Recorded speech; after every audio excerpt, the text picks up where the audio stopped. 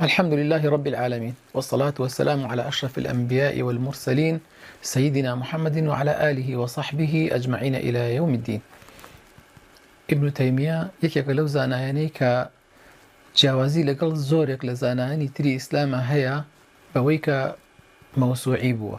مەوسوعی مەبەستمان لەوەیە کە لە یەک بوارە خزمەتی نەکردووە و تەواو، بەڵکو لە چەندین بواری زانستیە لە زۆربەی بوارە زانستیەکانی علومی شەرعیە ئەو مساهماتی باشی هەیە و نووسینی زۆر باشی هەیە کە بە درێژایی ئەو سەدانی دوای خۆی و لە سەردەمی خۆشیە مسلمانان اعتمادیان لەسەری کردووە. و علمی ابن تەیمیە وەکو هەندێکە فەرمون سارت مەسیرە شەمسی النەهار، یعنی خۆر چەندێک ئەگاتە کوێ کە ئەگاتە هەموو شوێنێ، علمی ابن تەیمیە گەیشتە هەموو ئەو شوێنانە. کەواتە زانایەکی مەوسوعی گەورە بووە. لێرە مەبەستمان ئەوەیە تیش بخەینە سەر یەک مەسەلە، ئەویش ئەوەیە ابن تەیمیە جگە لە مەسائلی عەقیدە و شەریعە و لە ڕوبەڕووبوونەوەی ئەهلی بیدع و فێرەقە ضالەکان و ئەوانە خزمەت و مساهماتی زۆر بووە، بوارێکی تریش هەیە کە ڕوبەڕووبوونەی فەلاسیفەکانە. لەم بوارێشە چەند خزمەتێکی باشی کردووە و ئەفکاری فەلاسیفەکانی هەڵوەشاندووەتەوە، چی کۆنەکان وەکو ئۆرۆستۆ و پێش ئۆرۆستۆ و ئەوانە، و چی ئەوانیش لە ئەهلی ئیسلام متەئەسیر بوونە بە مەدرسەی ئۆرۆستۆ لە فەلسەفە وەکو ئیبن ڕوشد و ئیبن سینا و ئەوانە. بۆیە ابن تەیمیە ئەگەرچی پێش خۆی وەکو ئەبوو حامدی غەزالی هەندێزانە ئەفکاری فەلاسیفەیان مناقەشە کردووە و ڕەدی ئەوانیان داوەتەوە و بەڵکو غەزالی تەکفیرشانی کردووە لە کۆمەڵێکی زۆر مەسائلە، بەڵام فەرقی ابن تەیمیە ئەوەیە ئەم لەسەر منهەجی ئەهلی سونە و جەماعە بووە و بە تەواوی لە جەوهەری قورئان و پەیامی قورئان تێگەیشتووە و لە حەدیثیشە بە تەواوی حیفز و تێگەیشتن و ڕیوایە و دیرایە هەموو شتێکی حەدیثی ضەبط کردووە بە شێوەیەک کە پێشەوا ذەهەبی فەرموویەتی هەر فەرمودەیەک ابن تەیمیە نەیناسی یان زانیاری نەبوو دەربارەی ئەوە فەرمودە نییە، وەکو لای یعنی ئەهلی عیلم ئەم قەولە معروفە. جا ئەوەی کە فەلاسیفە بۆ نمونە ئەوان باوەڕیان وایە ئەم گەردونە ئەزەلیە واتە سەرەتای نییە، باوەڕیان وایە کە ئەڵڵا هەموو شتێک دەربارەی بەندەکانی و دەربارەی کەون نازانێت، بەڵکو بەس شتە سەرەکیەکان شتە گەورەکانە زانێت.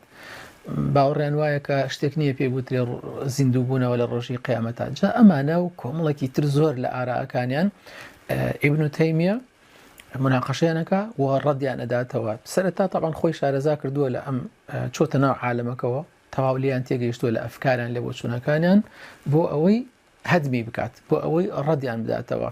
اینجا لە کۆمەڵە مەسائلێکە مناقەشەیانەکە بۆ نمونە یعنی هجوومەکاتە سەر فکرە و فەلسەفەی ئەرسطۆ لەوەی کە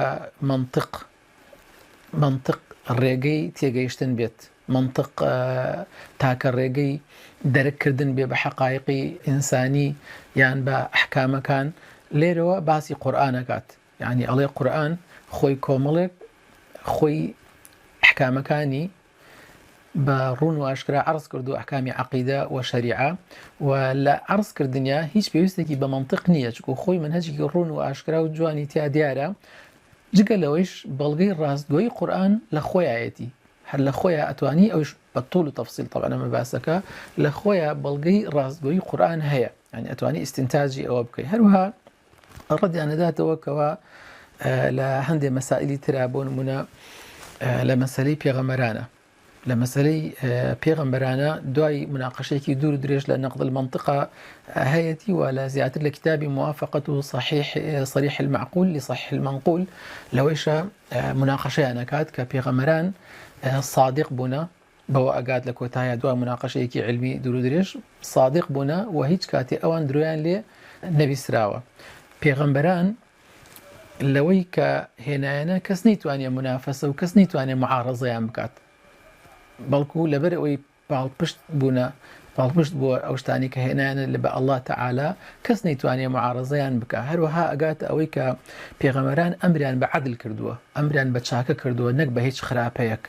هەروەها ئەگاتە ئەوەی کە پێغەمبەرایەتی بە هەوڵ و کۆشش بەدەست نایە، بەڵکو ئەمە هەڵبژاردننی ئەڵڵا تەعالا خۆیەتی بۆ کەسانێکی دیاریکراو کە هەڵیان ئەبژێرێ بە هەڵبژاردن بۆ ئەو ئەرکە گەورە. جگە لەوەیش پێغەمبەران باسی ئەوە کە لەسەر ڕێبازێکن خۆیان یەکەم کەس نین، پێش خۆیان پێغەمبەرانی تر بووە و هەموو ڕێگای پێغەمبەران ڕێگای تەوحیدە و یەک ڕێگای دیاریکراوە کە ئەڵڵا تەعالا بە ڕووناکی وەحی ڕووناکی کردوێتەوە. ئەوانەی کە ڕەدی داوەتەوە و بەرامبەریان وەستاوە لە کتێبەکانیە بە تایبەتی ئەم دوو کتێبە ئۆرستۆ و ئەوانەی پێش ئۆرستۆ و ئەوانەی لە ئەهلی ئیسلام ینی بەناو ئیسلامەوە فەلسەفەیان عەرز کردەوە ابن ڕوشد و ابن ڕوشد و ابن سینا و کۆمەڵێکی تر، هەروەها چووەتە سەر ڕەددانەوەی فەلاسیفەی ناو سۆفیەکان بە تایبەتی حەلاج و ئیبن عەرەبی. حەلاج کە خاوەن فکری حلولە، ینی ئەو ئەڵێ ئەڵڵا تەعالا ئەچێتە ناو جەستەی فکرەکەی ئاوهایە جەستەی بەندەکانی وەلعیاذ بالله، هەروەها ئیبن عەرەبیش فکری ئیتیحادی هەیە، حلولیشی هەر هەیە. ئیتر ئەمانە طبعا ئەفکارێکن لەگەڵ عەقیدەی ئیسلامیە بە تەواوەتی ناکۆکن، جا ئەو ڕەدی ئەمانی داوەتەوە، هەروەها ڕەدی ئیبن الفاریدی داوەتەوە لە تائیەکەی ئەو شعرانی کە هەیەتی بە تایبەتی قەسدی تائیە، و ڕەدی ابن السبعینی داوەتەوە، هەروەها ابن عەطاء الله السەکەندەری لە حیکەمیا. ئیتر ڕەدی ئەمانی هەمووی داوەتەوە، اینجا ڕەدی باڵتنیەکانی داوەتەوە. مەبەست لە چییە؟ یەکێک لەو بەرانەی کە ئیبن تەیمیە ئیشی تیا کردو ڕوبەڕووی نێرانی ئیسلام و فکری ئیسلامی بوویەوە بەرەی فەلسەفە بوو و توانی خزمەتێکی زۆریش بکە، وەکوتم بە تایبەتی لە کتابی نەقد المنطق و لە کتابی موافقة صریح المعقول لصحیح المنقول و ئەو باسە دوور درێژانی ترشی کە لە بەشەکانی سەرەتایی مجموعة الفتاوى هاتووە. وصلى الله وسلم وبارك على محمد وعلى آله وصحبه وسلم تسليما كثيرا.